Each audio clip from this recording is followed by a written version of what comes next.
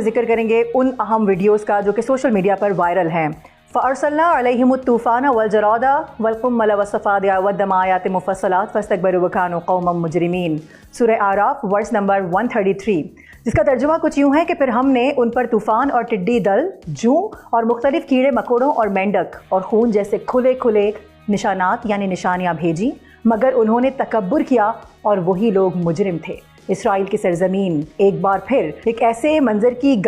گواہ بنی ہے جس نے دلوں میں خوف، سوچوں میں ہلچل اور ایمان والوں کے ذہنوں میں کئی سوالات کو جنم دے دیا ہے۔ مختلف علاقوں میں شہد کی مکھیوں کے بے شمار جھنڈوں کا اچانک سے نمودار ہو جانا محض ایک معمولی واقعہ نہیں لگتا، بلکہ ایک ایسی غیر معمولی کیفیت ہے جو انسان کو اپنی بے بسی کا احساس دلاتی ہے۔ جنوبی شہر ہے جس میں ہزاروں مکھیوں کا یوں ایک ساتھ اتر آنا، بازاروں کا سنسان ہو جانا اور لوگوں کا گھروں اور دکانوں میں محصور ہو جانا، یہ سب کسی عام دن کا منظر نہیں تھا، بلکہ ایسا لگ رہا تھا جیسے قدرت خود کوئی پیغام دے رہی ہو۔ عینی شاہدین بتا رہے ہیں کہ فضا میں پھیلا یہ شور اور مکھیوں کی الغار کسی فلمی یا قیامت خیز منظر سے کم نہ تھی، اور پھر وہ اطلاعات کہ مکھیوں کے جھنڈ نے ایک فوجی طیارے کو اڑان بھرنے سے روک دیا کیونکہ وہ اس کے انجن کے آس پاس جمع ہو گئی تھیں۔ یہ منظر گویا طاقت کے گھمنڈ کو چیلنج کرتا دکھائی دیا۔ ایک جانب جدید ٹیکنالوجی ہے ناظرین، دوسری جانب اللہ کی ایک چھوٹی سی مخلوق، اور نتیجہ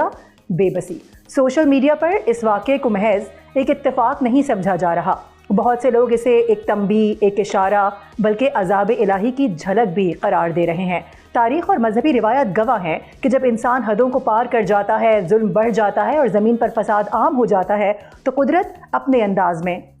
خبردار کرتی نظر آتی ہے، کبھی آندھیوں کی صورت میں، کبھی بارشوں کی صورت میں، اور کبھی انہی چھوٹی مخلوقات کے ذریعے۔ اور ناظرین، یہ کوئی پہلا واقعہ نہیں ہے، آپ کو یاد دلاتے چلوں کہ اس سے قبل تل ابیب میں کبووں کی غیر معمولی الغار نے بھی خوف کی فضا قائم کر دی تھی۔ روایات میں ایسے مناظر کو اکثر آزمائش یا تنبیہ کے طور پر دیکھا جاتا ہے، ایک ایسا پیغام جو براہ راست نہیں مگر گہرا ہوتا ہے۔ یقیناً سائنس اس کی اپنی وجوہات بیان کرتی ہے، موسم، ماحول اور قدرتی نظام سے متعلق بہت ساری چیزیں سامنے آتی ہیں، مگر سوال یہ ہے کہ کیا ہر چیز کو سائنسی اینک سے دیکھا جا سکتا ہے، یا پھر واقعات میں وہ خاموش اشارے بھی پوشیدہ ہوتے ہیں جو انسان کو اپنے اعمال پر غور کرنے کی دعوت دیتے ہیں، مجبور کرتے ہیں۔ شہد کی مکھیوں کے یہ جھنڈ محض فطری عمل ہوں یا پھر کچھ اور، لیکن یہ منظر انسان کو یہ سوچنے پر ضرور مجبور کر رہا ہے کہ جب اللہ کی ایک چھوٹی سی مخلوق یوں نظام کو ہلا سکتی ہے تو پھر اس کی اصل قدرت کی اصل وسعت کیا ہوگی۔